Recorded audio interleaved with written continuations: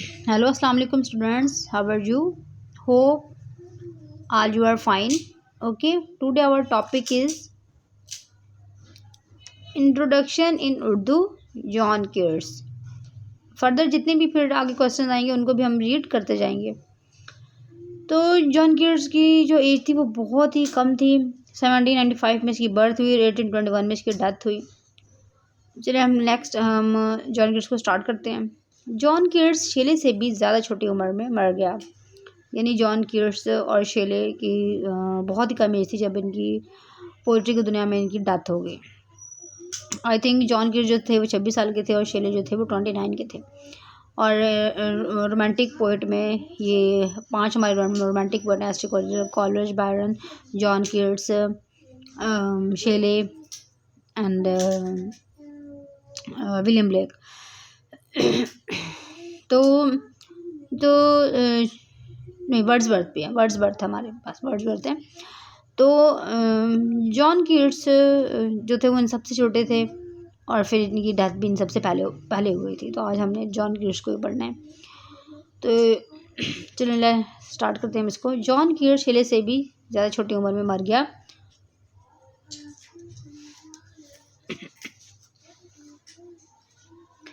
अपनी उम्र के 21 बरस से 26 बरस तक के कलील अरसे में उसने मामूली दर्जे से शुरू करते हुए शायरी के कमाल तक तरक्की की। यानी कि बहुत ही छोटी उम्र में देखो उसने कितना काम कर लिया था कि सिर्फ 21 से 26 बरस तक की एज, सिर्फ 5 सालों में ही उसने इतना फेमस अर्न किया कि जो कि बाकी वर्ड्स पूरी ज़िंदगी ना कर सके। शेले ने वो जॉन कीट्स ने वो 5 साल में अर्न कर लिया। बायरन और शेले के बरखिलाफ कीट्स पुस्त तबके से ताल्लुक़ रखता था। यानी इन दोनों के अगेंस्ट ये जो था, कीट्स जो थे वो एक गरीब घर से ताल्लुक़ रखते थे। उसका बाप एक गाड़ीबान था। अलबत्ता उसकी माँ निस्बतन बेहतर तबके से ताल्लुक़ रखती थी। उसे कोई ख़ास तालीम नहीं मिली। अभी वो 15 बरस का था कि उसका बाप मर गया और उसे एक मकतब में कंपाउंडर बनना पड़ा। यहीं पर एक दिन कमरे में आई हुई एक सूरज की किरण और इसमें ज़रों को नाचते देखकर उसकी शायराना रूह बेदार हो गई। ली हिंट से दोस्ती के बाद उसके इत्बा में नज़में लिखने लगा। हैडन नामी मुसव्विर से भी इसकी दोस्ती हुई और उसने उसे पुराने शायरों से दिलचस्पी दिलाई। उसने हुमर की नज़मों का भी तर्जमा पढ़ा।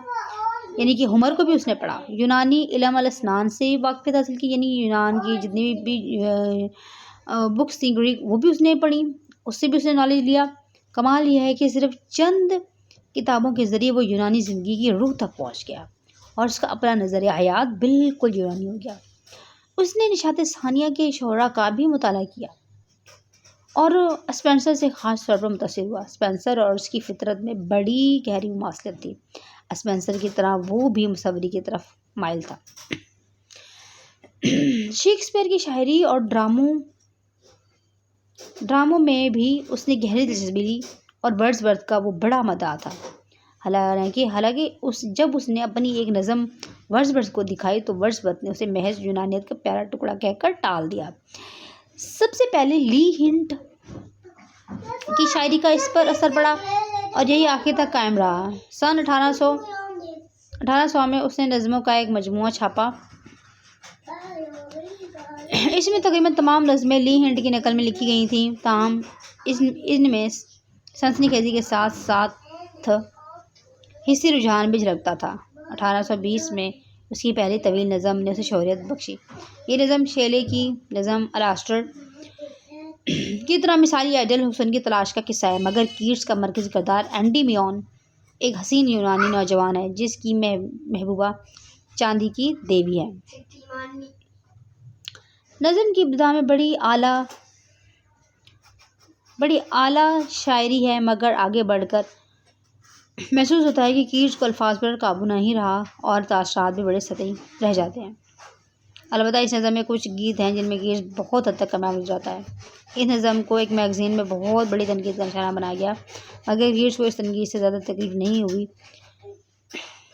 वो बड़े अज़म व हिम्मत के साथ अपनी खामियों को दूर करने लगा और अपना एक फ़लसफ़ा हयात मरतब किया।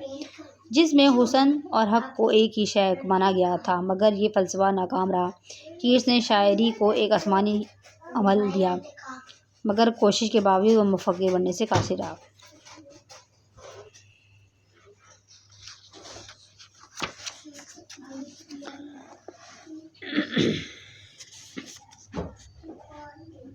जॉन कीट्स ने शेक्सपियर की नकल में कुछ ड्रामे भी लिखे, मगर इसकी सबसे ख़ास नज़म हाइपरियन जो उसने मिल्टन की नकल में लिखी, इसमें टाइटन देवताओं की शिकस्त बयान की गई है और ये साबित करने की कोशिश की गई है कि जो हुस्न में आला हो वही ताकत में आला होता है।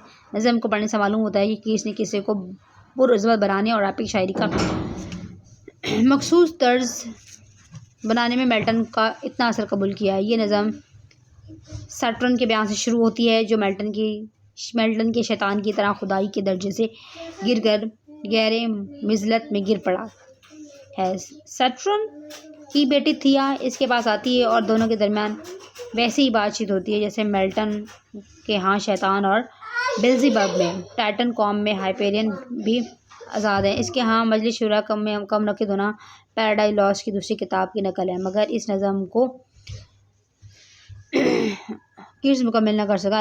अव्वल तो किस्से के वाक़यात बरक्स जा रहे थे, मौज़ू ही गलत हुआ जा रहा था। इस नज़म को मुकम्मल ना करने की जो वजह कीट्स ने अपने खतूत में बताई है वो ये है कि मिल्टन की तर्ज की नकल करने में उसने जान खपा दी, मगर कामयाब ना हो सका। मिल्टन की नकल आसान काम ना था, ताहम कीट्स का कलाम पुख्ता हो गया कि अगर वो इतनी नौउम्री में ना मरता तो शायद इस दौर का सबसे बड़ा शायर होता। इसकी पोइट्री बहुत ही कमाल की और मुझे बहुत पसंद है। इसकी पोएम ओड ऑन एग्रेशन और ode to nightingale, ode to autumn, Endymion मुझे सारी पसंद है, बहुत पसंद है। मैंने बहुत अच्छे से इनको पढ़ा है। ओके, नेक्स्ट हम आगे स्टार्ट करेंगे और इसकी पोएम भी हम लोग पढ़ेंगे। ओके गाइज़, अल्लाह हाफिज़।